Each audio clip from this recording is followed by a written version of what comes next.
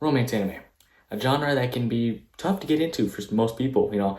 Sometimes you fear you might get hit with unnecessary fan service or get called a gooner or whatnot. But it is a really good genre, so that begs the question, what is the perfect romance anime to start with for all beginners? Now, of course, you have your classics like Toradora, Horimiya, A Silent Voice. You know, these are all great ones. But I think this year we have got one that might just be better as a starter than all of them. I'm not saying that this is better than all of them, but the Ramparts of Ice might just be the best starter romance anime, in my opinion. Now, you can start with any romance anime you want. I mean, you can watch what you want. I'm not going to judge. But for someone who wants to get in the genre, I would always recommend the Ramparts of Ice. And here's why. I'm going to give you 3 great reasons. And at the end, I'm going to give you some of my just favorite moments and characters because, why not? More content. On a quick side note, this is not saying Ramparts of Ice is better than Horimiya or Toradora. I'm not going to debate on that just yet. If you want me to make a video on that, I will. But this video is just specifically saying why Ramparts of Ice is the best starter, in my opinion, okay? One of the first things I feel like non-romance anime watchers or romance anime haters will talk about is, oh, all romance anime is fan service and gooner bait. But most of it's not really. And for the Ramparts of Ice, this is one I am very comfortable like watching in front of my family. I don't think I remember a single fan service moment in the Ramparts of Ice. It's really good. And again, it doesn't need that fan service. It's good.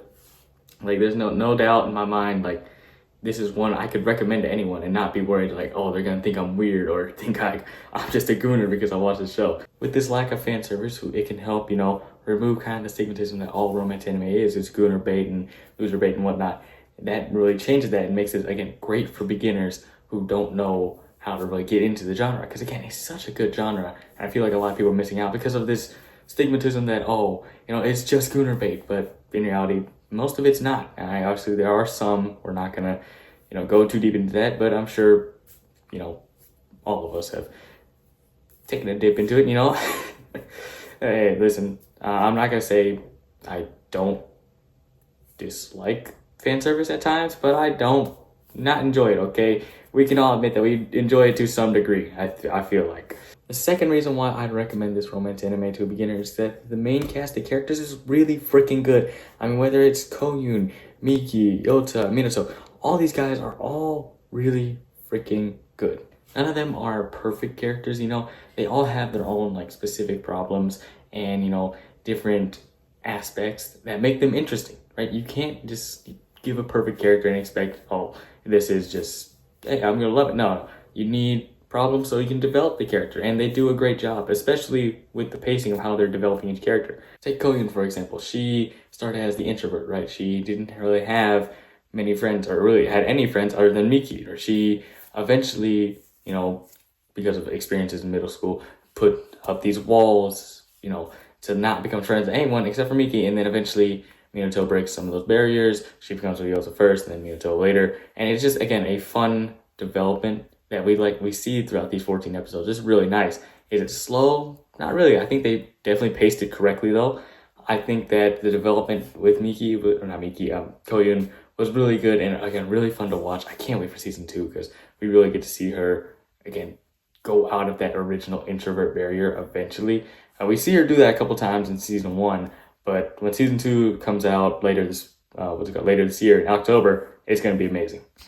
Next, Miki is another great character because we get to see, like, you know, her problem and how she, like, again, develops and fixes it. Where she kind of, like, puts up this perfection persona, like, I guess that's what you could call it, where she, like, when she's not around Koyun or Minato, Yota, or those people, she has to be different from herself, right? She has to be like, you know, this version of Miki that she wants everyone else to see, but when she's with her close friends, she can actually be herself. And I feel like a lot of people can actually kind of relate to that, where, like, you know, when you're with your bros or, you know, you're with, like, your dogs, you know, like, hey, I can just be me. But when you're around other people, you gotta put up this facade, and, you know, it's tiring at times. And we see it begins to take a toll on Miki. And throughout the story, we see her develop this kind of way that she eventually is able to, like, you know, be herself. And that's a great development. And when that happens, it's great. I freaking love it. I think a lot of people can relate to that. So definitely another reason why we have just another great character in this show. Now we have Yota, who is you know, he doesn't really have a, not problem, okay, I think like a development, you know, like Koyun and Miki, like I said, they had problems, but really just like developmental moments and possibilities. Here we have Yota who has one, but I really can't say because I feel like it's gonna spoil it for people who, you know, haven't watched the show yet and are going to after this video. But yeah, he is a great character. He's the tall one, the really kind one who can't see. Okay, and he is again an amazing character that it just adds to this great cast. Okay, I really can't say too much because even though yes, he does get a lot of development towards the end of the story, or not the end of the story, the end of season one. Again, I don't want to spoil it for you. Now we have Minato. Now he's one who also gets a lot of development, and again, the one I cannot say too much about because it's gonna spoil parts of it for y'all, and I again don't want to do that. Check out the show because it's really good, okay?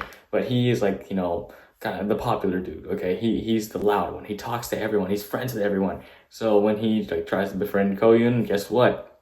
He can't because Koyun is so introverted at the start.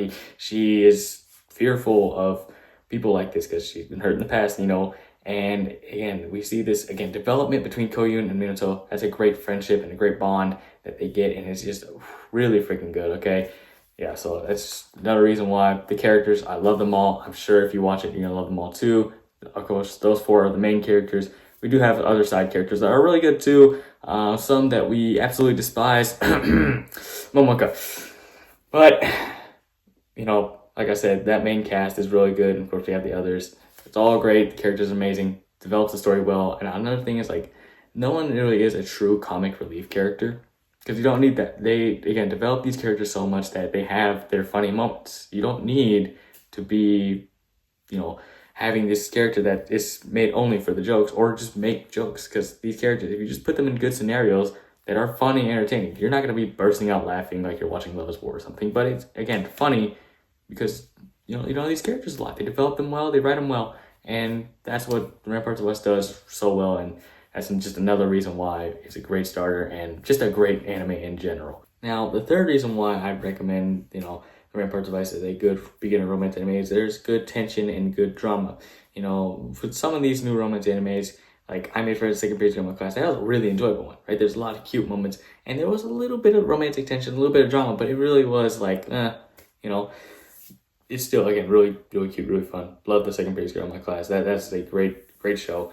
But I'm talking about the Ramparts of Ice here, and again, it builds that good tension. We're able to get this decent bit of, you know, hey, who's gonna get who? Hey, why are you trying to get, like, why is this character trying to get in the way of this couple? Hey, is this person gonna confess now? Oh my goodness, they confess. And it's just, again, so much tension, so much drama here and there. And it's not too much though.